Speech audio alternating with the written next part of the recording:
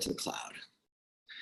Hey everybody, welcome back to our series of fantastic dialogues with men I consider bold and inspired. Today's guest is another old friend of mine, someone who I admire deeply and who has managed to turn his life into ridiculous amounts of fun, much like his friend, colleague, and mentor, Richard Branson. So let's welcome Yanik Silver. Welcome, Yanik. Hey, Adam. Thank you, sir. You are my hero in many ways. You have created a fantastic life. You are someone who I consider has really delved deeply into what it means to be an entrepreneur in service of the world, what it means to be an inspired entrepreneur.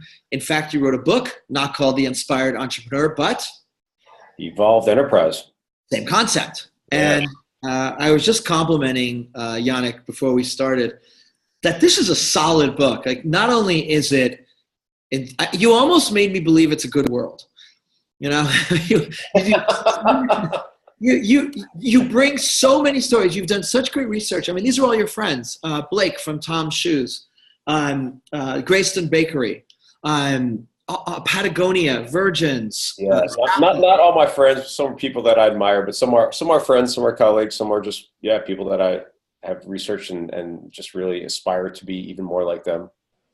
Yeah, let's talk about why. What are these people doing? What are these entrepreneurs doing that you consider inspired? This whole notion of how do we use business as leverage to make a greater difference in the world? How do we make the greatest impact in the world, put out our greatest work? And not only that, but how do we actually use it to raise our bottom line? That's what's really intriguing to me, because I almost have these two paths or these two careers. One was in direct response marketing and copywriting and everything marketing psychology related. And it was all about, okay, how do we figure out this trigger that's going to do this? How do we, change this headline that's going to increase conversion? And for me, it was cool. It was interesting to me, but it wasn't the end all be all. And then, I was in the internet marketing space for a long time, and I got really kind of, is this even a word? Disinfatuated with it. Disenchanted. Yeah. So it just, it wasn't everything that I thought it could be. And there's a lot of weirdness going on in that space and a lot of manipulation. Yeah. I started moving away from there. And then, so now this other world has really been about, okay, how does business show up to take its place to truly, help fix the world, because the world needs some help right now with all the things going on. And I think business has that lever, whether it's their distribution, whether it's the community they serve, the employees, the team members, and then this whole concept of evolved enterprise. It's like you bring your full head, which is your business side, you bring your full heart, which is the impact side, and then you combine it and align it with your higher purpose. And then we can get into some more weirder topics like that, but almost like, what were you meant to do? And that gets really exciting. Well, that's a core question to this whole series, because a lot of people don't know what they're actually meant to do. I mean, you've set this amazing goal of gathering, I'll actually read it. Your personal lifetime mission is: I connect and catalyze maverick entrepreneurs and visionary leaders to co-create innovative business models and new ideas to solve 100 of the world's most meaningful issues by the year 2100. Did I get that right? That's that's a big goal. As you said it, I'm like, whoo, that's all right. Maybe one. No, and that's my question, actually, because I think a lot of people wrestle today because everything's in our fucking face, right? The whole world is in our face. How do you choose where to put your energies? You particularly. How do you choose of these 100 most meaningful issues? I know you have a group of entrepreneurs heading to Puerto Rico. I just saw that. I may join you. Yeah, we just did that a couple months ago. Maybe 2 months ago, 3 months ago, and we just got back from the Bahamas for an ocean event to go get these entrepreneurs involved, get them in the water, and talk about ocean conservation, and then how do we show up and use our brain power and talents and networks and resources for this bigger issue. It's really like you just sort of. I really rely on what brings me energy, where I'm excited, where I'm passionate, where's the joy. And then I think about, and I talk a little bit about this in the book, I think of joy as like our GPS, right? So it's always going to be attracting us in some way. And then pain. So we either grow through pain or joy, and pain are the guardrails. and that are designed to help us get bonked on the head that it's like, hey, wrong way, or go this way, or you're not doing this right. And pain really is it's something designed to help us continue following what is our true path. And so as you go through with what you're doing, whether it's in your personal life, whether it's your business life, that pain can look like customers not buying. It can look like losing a bunch of money. It can look like, I don't know, someone suing you and your entire world like toppling over. I mean, there's a lot of ways that this pain can show up. Also being disinfatuated from your life, right? Exactly. I mean, I think that's a really good one. And I call this the cosmic alarm clock. It's yes, like the idea of, we have this moment that this cosmic alarm clock goes off, and I talk about it like my daughter was going through, she didn't have any teeth that fell out at this point. She's 10 now and had a bunch of teeth that came out. And so her brother, who's 2 years older, like already had 4 or 5 teeth that had come out. And she's like, I want a wiggly tooth. But everything happens in the right time. And we can't quite rush it, but it is like that cosmic alarm clock goes off, and we can either like hit snooze on it, or we can decide to listen to that voice. And a lot of times it's a really, really small voice. It's like a whisper. It's not going to be this in your face screaming voice. It's like these little seeds of like, am I happy? Am I truly living the kind of life that I was meant to live? And I think the people listening to this program would probably agree with this idea of that you feel like you're destined for greatness. And that's, when I talk to audiences, especially entrepreneurs, a lot of them will raise their hands, and I say, okay, not in a way that is an egotistical way, but in a way that we have so many resources and so much just power at our fingertips of what we could do, that we want to make sure that we are, really fulfilling on our destiny of greatness, essentially. And what does that look like? It's great. So in where you find your inspiration, the causes to serve, are things that you basically come across, and they just mean something to you in the moment. There's no grand master. No, well, there is the big overarching piece, which has continued to unfold, and it really showed up as my personal why got bigger and bigger. Let me step back just a little bit. You had mentioned, Maverick, and you're like, I really admire Yanik for what he built. And that cosmic alarm clock was me saying, am I happy? This is in the internet marketing space, the digital marketing space, like teaching others how to make money online based on what I had done and done pretty successfully. And then if I asked myself that question and I was really truthful, the answer was no. Like, I wasn't happy doing it, and I wouldn't be happy doing it for another 10 years. And that led me to this whole exploration of, okay, what does that look like to be really happy?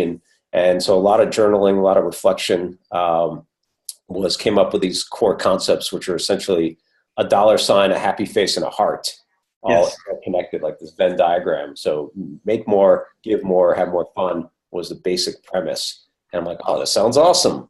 Yeah. So I put on, adventure trips just for entrepreneurs. We'd have business sessions. We'd have some sort of charity element. And the first one ended up losing maybe like $35,000.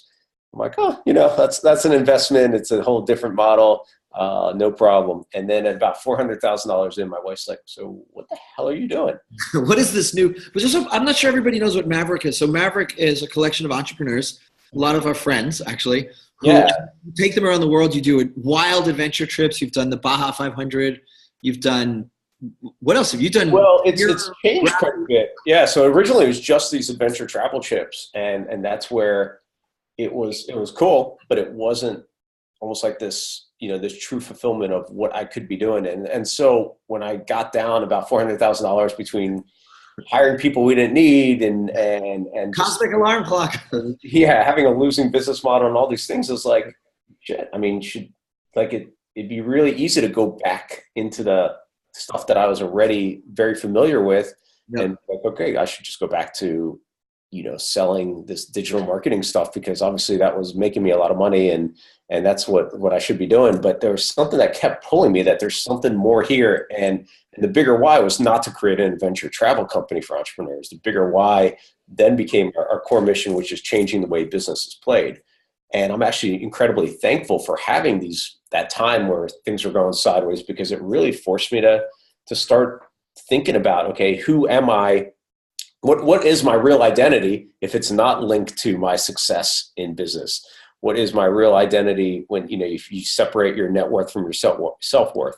What is, who are you really? And then exploring all those pieces, and then even like diving deep into stuff that you don't want to explore, like your shadow side, and exploring, this whole. That's why we're here. Yeah, just exploring like just these pieces that most entrepreneurs or even individuals just won't look at if things are going great.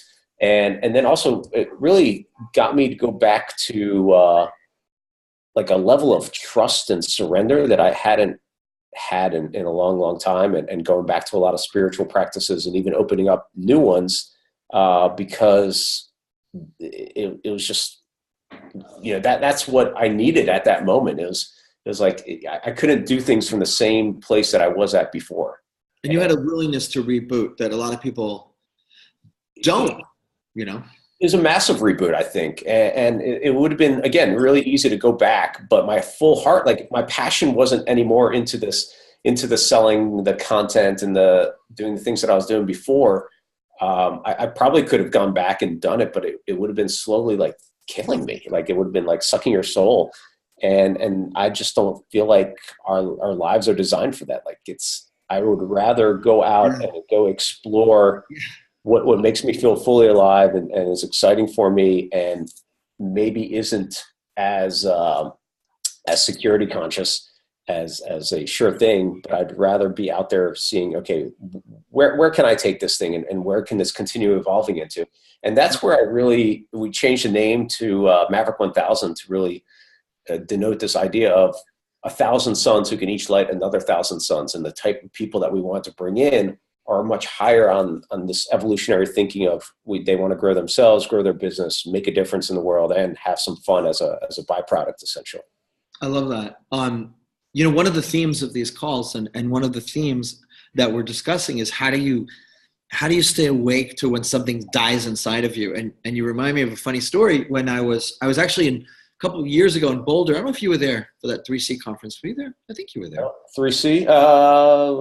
John was. Yeah. You were there. Yep. And I was listening to, I think it was Tony Hsieh, or some phenomenal speaker, CEO of Zappos, visionary. And I had agreed to do an interview call with somebody because I built a business in dating around 2005, and it's been running. Yeah. And here we were talking about sort of visioning the future and creating what you call evolved enterprise and changing the world. And I had to run out and get on the phone. And the first question someone asked me was, what do I say to a guy on the first date? And I almost screamed at this person. I was so upset. And afterwards, the person who was hosting the call said, "What's going on with you? You seem like a crazy person."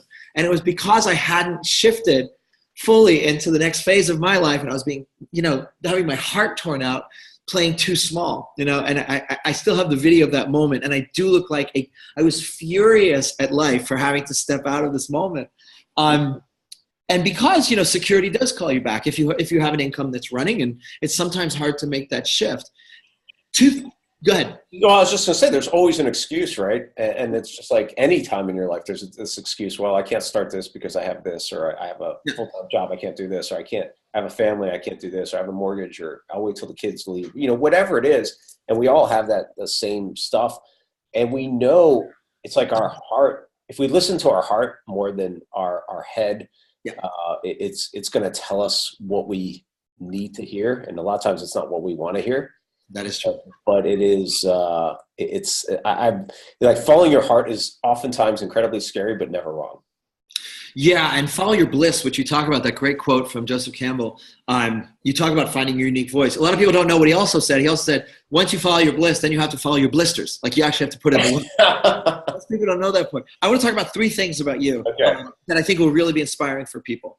One is joy, one is love, and one is journaling. Let's start with journaling. I saw that pencil. Now, people who know you, you're famous for your journaling. And I think when people say you should journal, they think, you have to have a fancy little bound notebook and write precious things in it. They think they have to be Emily Dickinson. You have a really unique way of journaling. Would you mind? I don't know what you've got. Well, I mean, this is just the doodling that I'll take on my, notes of stuff that is just, it keeps me engaged, and I love doodling. But I mean, if you give me a sec, I'll grab a journal from my bookshelf because it's one of my favorite things. Good. And what we want to hear is how it helps prompt you to stay connected or to discover what really inspires you.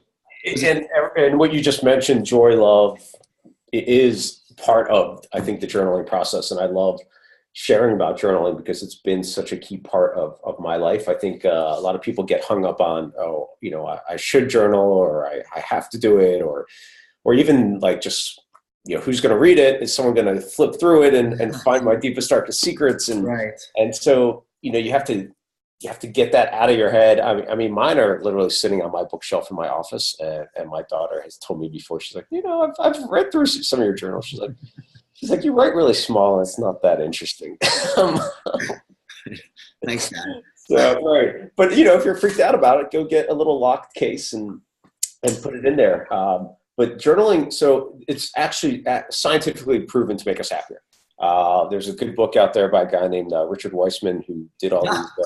One of my favorite authors, by the way. Okay, so 59 Seconds. One of my favorite books. It's a great little snapshot of a bunch of self-development works, and that actually have been double blind tested or whatever, published in scientific journals, right? So they're all university tests all university research studies that show how to change your own state or someone else's state in under a minute, which is why it's called 59 Seconds. Yeah, it's a great little book, and in there's a couple key pieces on journaling actually. So journaling really helps get out this, which is like blah blah blah blah blah blah, blah and this just constant circling back and forth in our head. And so when you stick it on paper in some way, this creates a beginning, middle, and end automatically. So that's expressive writing. I use my journaling for gratitudes. Actually, so now I have a separate journal that I'll do each day just on gratitudes. But a lot of times in my journal, I've been journaling for years and years. Just trying to see. Do you do gratitudes morning, night, during the day? Do you have those are mornings now, and that's a great way for me of just starting the day. And I'll tell you that wasn't always the case. Like that wasn't part of my daily routine every single day before, but now I've started adding it. Usually it's meditation. Times when I have a little more time, it's some yoga. It's drinking some just room temperature water with lemon, and that's like kind of the way I get going. You're a slacker. Where's your ice plunge? Come on. Yeah, my ice plunge, and then Tony Robbins and Tim Ferriss other things. In you. And my journaling is usually at night, so about 15 minutes before bed. It's just like, okay, what's going on? What are the feelings that I have going on? And the more you can dig deeper into those feelings, the more you're going to connect with those feelings that you mentioned, joy and love, and really getting deeper into what's going on in your world. And I love questions as well in my journal. So I'll ask one question, and then I'll keep answering. So like the one about changing this idea of 1,000 suns who can light another 1,000 suns, like that came after asking the question, what would my 111-year-old self tell me? Yeah. And I not only did I write that with my right hand, which is my regular hand, but one of my buddies, a guy named Bill Donius, who wrote a book called Thought Revolution, he talks about non-dominant handwriting. Yes. And so inside my journal, sometimes I'll write, so this is with my left hand. Kind of hard. Okay, we're looking at that. All right. I don't even know what it says, but so actually the question was, what would you do if you didn't have to follow anything you've done before? The very first answer was like, curate a group of my buddies for making a dramatic difference in the world, brainstorming ideas. So this is like, something else, but this is with my left hand. And then let's see. One of them with my left hand was not meet or spend time with people I don't love. Right. So, you get some really good, like the left-handed stuff as well. Like that brings a different side of your brain in. Yes, and it makes it harder for your daughter to know what you're writing. Might be even easier because it's bigger and it's but it's I use so as a kid I wanted to be a cartoonist, and so in my journal I will draw. So this is from the eclipse here from August. So I'll draw a picture of what I saw in the eclipse, and then I'll let my kids draw in here too. This is my daughter. Oh, that's nice. Wow. She's a better artist than you. I noticed when you're speaking about your journal and you're smiling, like your natural joy comes out. Yeah, it's A lot of people don't notice that. Yeah. I have a lot of it's so you mentioned it doesn't need to be this beautiful bound book or whatever, like you don't have to be Emily Dickinson, but I think that your journal, like, it's worth spending money on a really nice journal, and then, like, don't let that be a hang up for you, that you can journal in a freaking spiral bound 99-cent notebook if you want. But I think that there's something really powerful. Like I pay a lot of attention to the pages that I get. I want the blank pages that are really nice, and just for me, it just makes it. There's a pleasure to it. There is a pleasure to it, yeah. So, and then I have these colored markers that I don't have them the entire set on my desk, but they're these little Stabilo little markers. Yeah, beautiful. So use the colors. Do that, but start exploring stuff like the questions, especially the questions. Really, even simple questions like, "Am I happy?" Which sounds dumb. Just whatever arises in the moment. And yeah, just what is going on. And usually, like, what you're writing about, what you start with is not going to be what you finish with. It's going to be just a starting point, and really just need to start. And then also, like, if this is a habit that you want to cultivate, make it a specific time each day that you say, okay, I'm going to put 10 minutes. This is, before bed, and I'm going to do it for 2 weeks or 3 weeks or a month or whatever it is until it starts getting embedded into a habit for yourself. Beautiful. I love watching you smile. It's important to notice the joy that comes up. We're talking about what does it mean to be inspired, and sometimes we have, especially people hear about what you're doing, solving 100 of the most pressing problems in the world, and sometimes we get very heady. We get very hard on ourselves. We get very sort of cognitive and think about what our inspiration should be. But in fact, as you demonstrate, inspiration comes up from just the joy of creating, right? Just being open to creating through writing and drawing. Yeah. And it's also, well, the other thing on that, Adam, is it also brings up even more awareness for you, right? Because I believe in, like, the synchronicities and these symbols and signs showing up. And if you're documenting them somewhere, it becomes easier then to be like, oh yeah, okay, this is a recurring theme. This is something that comes up over and over again, or this is a magical moment that showed up that is leading me or nudging me towards what I can be doing. And I even do something that's pretty wild in my journal is I'll write ahead. So I'll write maybe 10 pages, 20 pages, 50 pages ahead. I'll draw something. I'll illustrate a quote. You'll drop a bomb in. It could be anything. And then that sets my, usually it ties it in this incredible way about what I'm writing about or what I'm thinking about. Like, it could have been a picture of a giraffe. And the question would be like, okay, if I could see further and higher than others, what would I be seeing right now, or something like that? Very nice. Yeah, it raises another really important point for this theme of how do we inspire ourselves. How can we trigger inspiration? You mentioned sometimes you're at a question before sleep. There's another great technique is to journal questions, an important question before you go to sleep, and don't answer it, and let your subconscious mind answer it while you're asleep. It will come to you. Yeah, that's a good one. Yeah.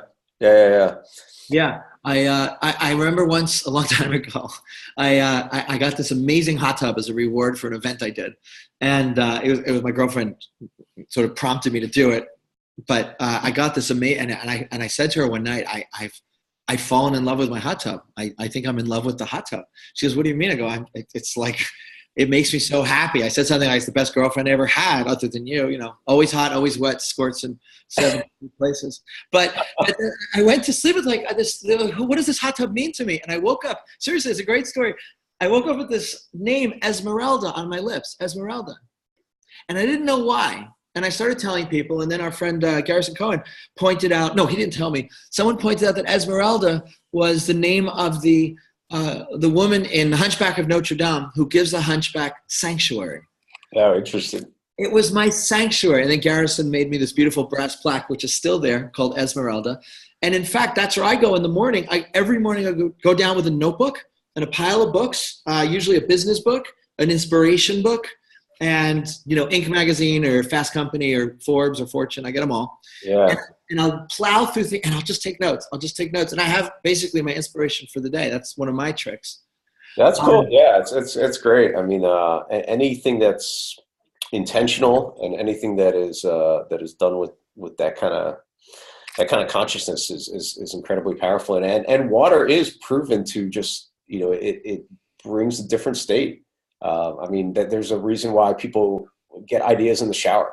Yes. And it's huge. Yes, yes. And by the ocean and by rivers, there's something incredibly soothing. Okay, so that's fun. We talked a little bit about joy and how that brings, and journaling, how that brings up. You have this great sentence in your book, Evolved Enterprise. It really caught me because when I was college age, I was driving with my dad. And he said, son, he called me son, actually. Son, you have all the makings of a great entrepreneur. Now, I grew up in the 60s, 70s. And to me, it was like he said, you have all the makings of a child molester, because like business was the enemy back then. It was like our notion of what entrepreneurs are now are nothing like we grew up with that. Yeah. And I didn't have the sense that there was anything romantic or beautiful or wonderful about being an entrepreneur. And you have this great line. I got to tell you, this is one of my favorite lines I've ever read in a business book. You said, write the business love story you want the world to buy. Very few people talk about love when they talk about business. It is a beautiful line. Let's talk about what you mean. Write the business love story you want the world to buy. How'd you come up with that? Well, it started from, it's actually kind of neat because, so I said, I really wanted to be this artist and illustrator. And so now in my journal, it gets a lot of the things, whatever I'm inspired to draw, it goes into a little folder in my phone. And then when I have some time, I'll pop it back up. And it's a very famous alchemy woodcut, actually, which was inspired. It was like this guy, it's like a canopy of the world. And then he's like pushing through.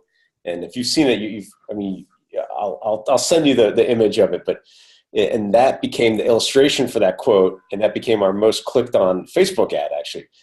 And so that combination of two things, and then this idea of writing the business love story that you want the world to buy, it just really hit me one day about, it's like when we're like, a lot of times I'll design businesses or things that I personally want. It's like scratching my own itch.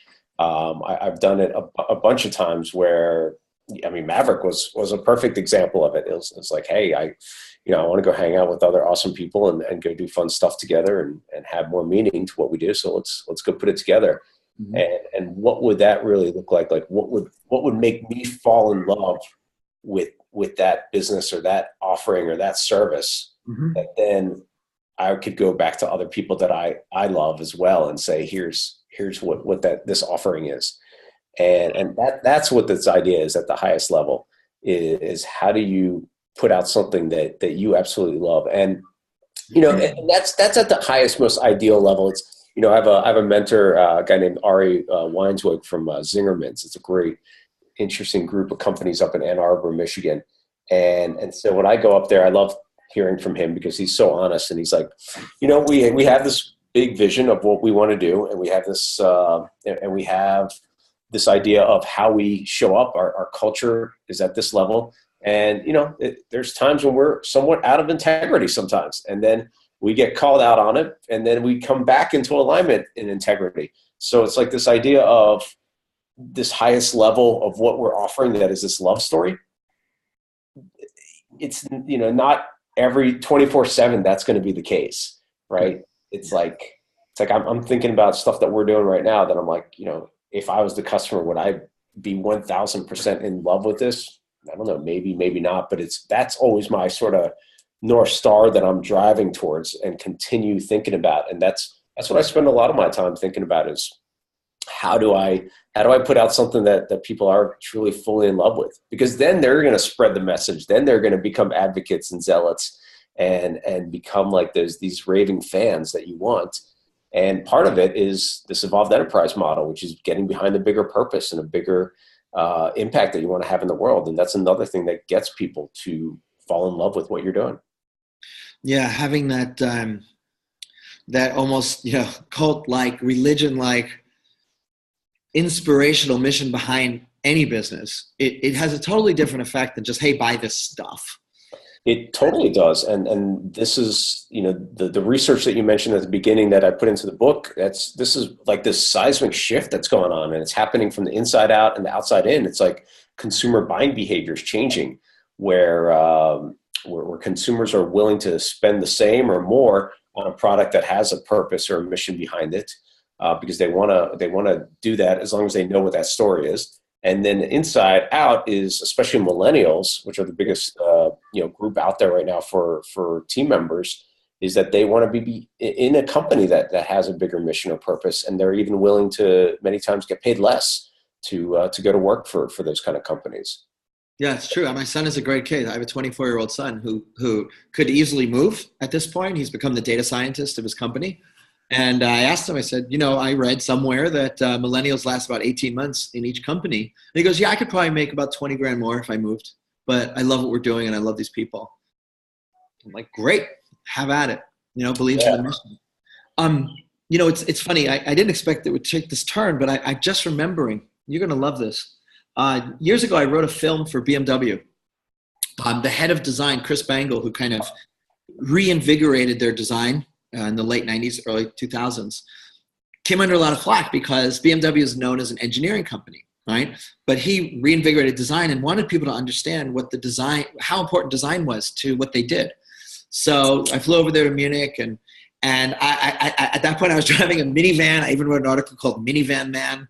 I had little kids and was not cool and didn't drive a BMW. And I showed up there, and his first question to me was, so which BMW do you drive? And I'm like, I got a red minivan, And he goes, that's okay. He goes, what I really want you to be able to write about is truth, love, and beauty. I'm like, wow.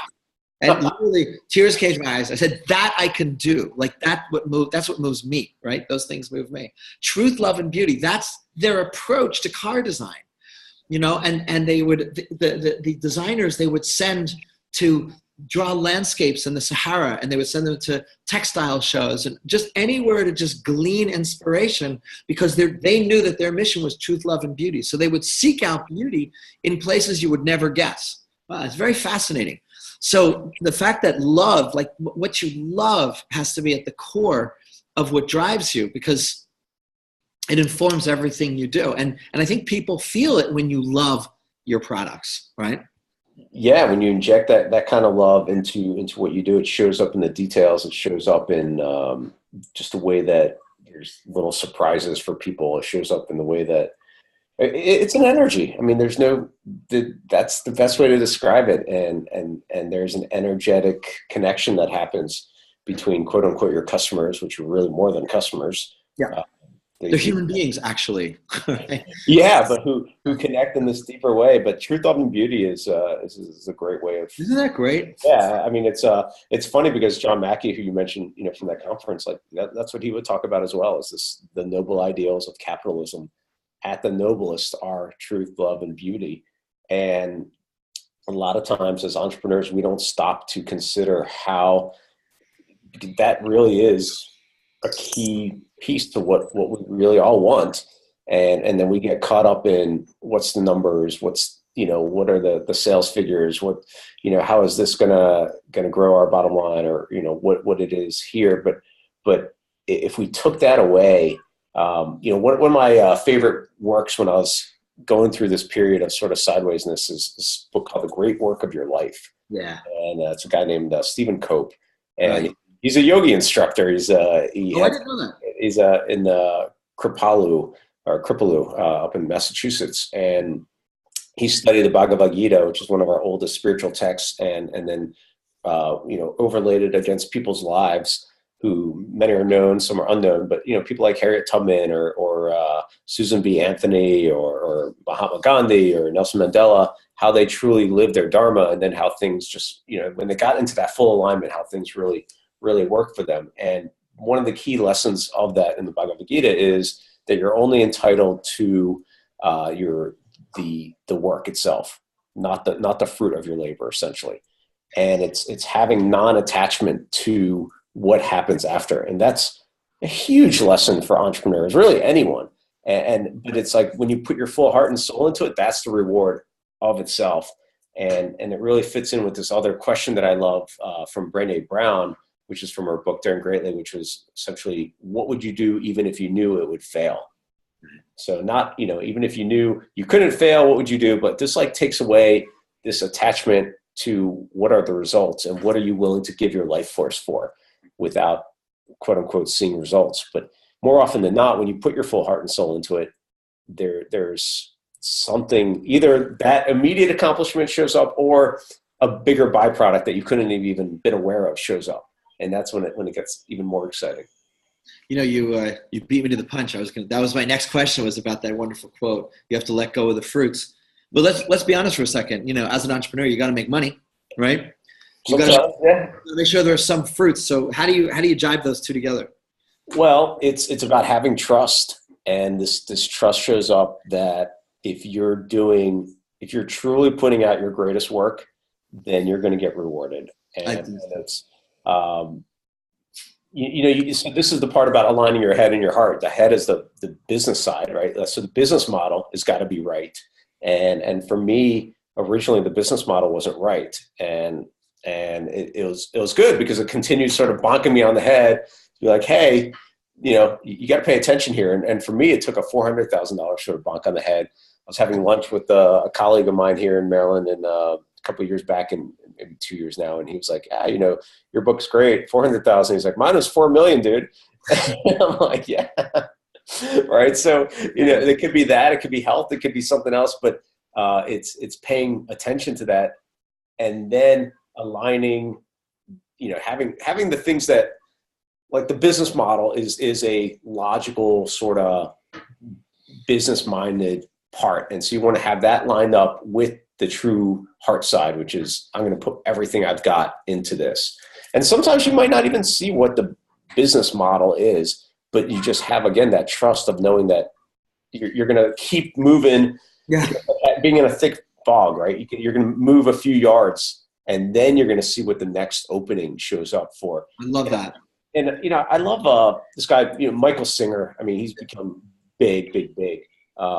But his books are great. Like this whole idea that he has a book called The Surrender Experiment and also Untethered Soul. They're the two biggest ones. But The Surrender Experiment was really about this idea of letting go again, and then also just surrendering to the flow of life, and what's in store for you is even more, that the universe has even more in store for you than you could even believe. And I've seen this time and time again.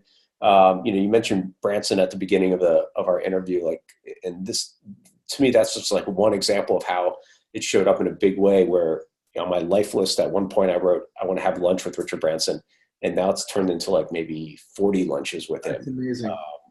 Of a whole flow of things that I could never have predicted if I said, this is what I want, this is my exact goal. And so now even the way I set goals has changed. Yeah, that's great. Richard Branson is, to me, the apotheosis of the inspired man today. I think I've read all his many books. I keep shoving them in front of my kids because I think they're some of the greatest life instruction manuals in the world for how to live an amazing life of contribution and fun, and faith, and not faith in the traditional sense, but like kind of the faith you're talking about. In fact, this series that we're doing right here, these series of interviews and dialogues, I'm doing exactly that because I personally, on a very personal level, was out of alignment in my life and spent a year kind of getting myself back in alignment. And this grew out of that. Now, I don't even know where this is heading, but what's happening is we're gathering some of the greatest men that I know, men who are really inspired to create something big in the world. And we're creating suddenly this kind of groundswell. I have 30 some odd guys in this collection, and I have 30 more that I didn't even get around to getting to, who are, various kind of friends or people I know, and I want to bring them out to the world. And I don't know where it's heading in terms of a business, but it was important to me to get this notion of what does it mean to be an inspired man out into the world. And the other, I don't know if we talked about this, my other instigation for doing this, again, without knowing the end, was kind of as a response to the Me Too movement, because there's a lot of guys who are feeling threatened, they're feeling defensive, and that's not the core of Me Too, right? There's always the wild voices at the extremes, but the core of it is really a wake-up call to, like, how could we rise into our most noble, inspired selves? So I think these conversations that we're having today are a good example of not really having an endpoint in mind. And I think anytime we follow that little voice, it acknowledges that we're willing to follow our gut and our intuition, and that will only get stronger, and we only get better at recognizing what is the real path that we should be going on. And even if it quote unquote doesn't work, who cares, right? Like I sent out a letter to like 10 of my friends the other day saying, hey, we should do this thing. And everyone responded, yeah, sounds great. It was an ocean related thing. And they're like, but I can't make the dates, or, it's just not going to work. So it was like, to me, feedback that I had, I had been sitting there on this idea for a while in my journal. I'm like, screw it. I'm going to just write this invitation. It turned into like a 10-page sales letter to my buddies. But they're like, well, we can't do it. But me getting that out then turned into, it's just like, I know it's going to turn into something else that is going to be even better. And it wasn't meant to come out in that way or shape or form, but just by doing it, it let me move this way, which then is going to create the byproduct that can only stem off of that movement. You've got to get things moving. It's funny. I'll admit something. When you mentioned before about your most popular Facebook ad, that woodcut, you know what happened in my brain was like, why am I creating these videos? Why am I doing these interviews? I could be buying Facebook ads because that's how you make money today. I actually had that whole cycle happen in my head when you said the word Facebook ads, because that's a very reliable way of building, scaling business. It is, if you figure it out, but it's not always easy. Yeah. But it doesn't call me in the same way that actually getting these conversations out to the world. Yeah, and there's something big about that. And again, it's usually not in the way that it's kind of cool. Like I've been fascinated by seeing friends and people that I also have studied, to see like things continue coming back almost like full circle, but in a different way. I have a friend of mine who used to he promoted concerts and events way early when he was a kid. And now he puts on these cool entrepreneurial events, and he runs them like concerts and events. It comes back like full circle.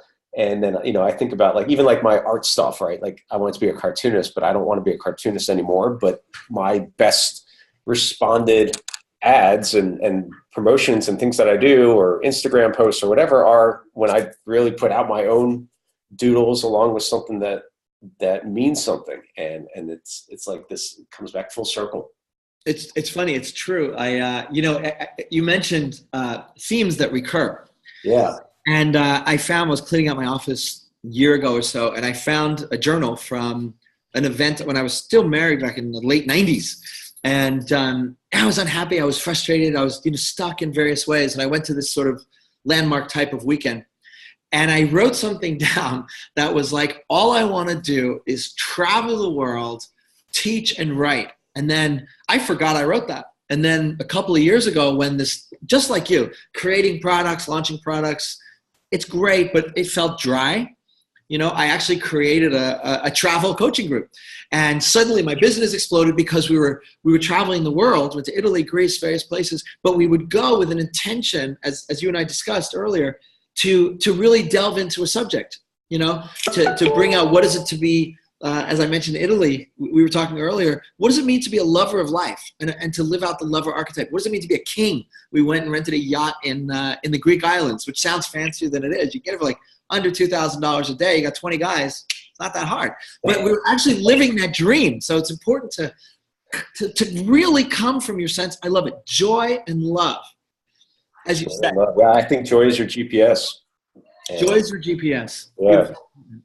It's very inspiring, Yanik. I really urge everyone and anyone, whether you have your own business or not, to read his book, your book, Evolved Enterprise, available at fine bookstores that don't exist anymore. Yeah. You can get on Amazon.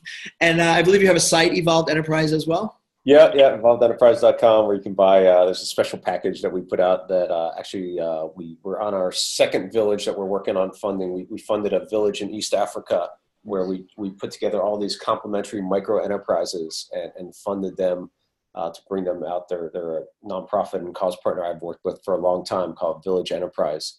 Wait, take a step back. Micro enterprises. Explain what that is, because that's micro enterprises. So for about $500, you can train a group of 3 in this case, people in East Africa who are living way below the poverty line, and to give them an opportunity for just economic stability and to really flourish. So it could be anything from like bicycle repair to agriculture to, you name it, but something that can be started very, very cheaply and applied there in the village.